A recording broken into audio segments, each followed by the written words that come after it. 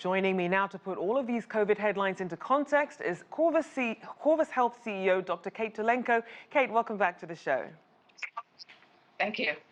So I first want to start with the global concerns about the Delta variant. What are we learning about it and the ways to combat it?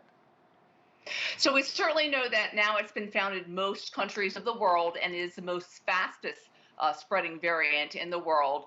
It is more infectious than the other variants, and also it tends to send more people to the hospital, though there's not evidence yet that it's more deadly, but certainly the more people that catch COVID, the more people will die. And as far as ways to prevent it, it's really the same as other forms of COVID. You know, the social distancing, mask wearing, hand washing, reduction in occupancy rates, and also vaccination, because we now actually have evidence that the J&J, Pfizer, and the Moderna vaccines all offer good protection against the Delta variant. So then how are these developments regarding the Delta variant affecting the latest safety guidance from global health officials?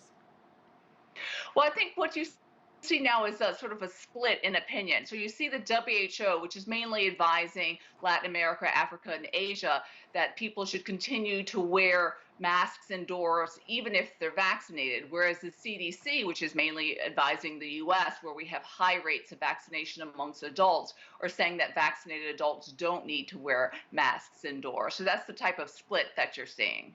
Now, we do know, obviously, travel is back as the U.S. heads into the holiday weekend. You have many people in countries with higher vaccination rates starting to get more lax about wearing masks and social distancing, or they're just fed up with all the restrictions. What are you seeing in terms of whether people are taking this virus seriously enough? Well, certainly in some countries, such as in the UK, Indonesia, Australia, we've seen surges as people went back too quickly to normal life. Especially Australia had done a great job of controlling the COVID outbreaks, but went back to normal life too quickly. In the US, the 4th of July will be the first major holiday without really any restrictions in most states. No occupancy restrictions, no masks or anything else. I think in the 20 states and District of Columbia where you have met that 70% of adults having at least one vaccination, you probably won't see major surges, but I think in some of the southern and Midwestern states, such as Nevada, Missouri, Wyoming, you will see surges, particularly of the Delta variant, because there's so many adults that have not been vaccinated. So then what's the likelihood the vaccines will be required in order to head back to school and work, especially as people are wondering about legal challenges?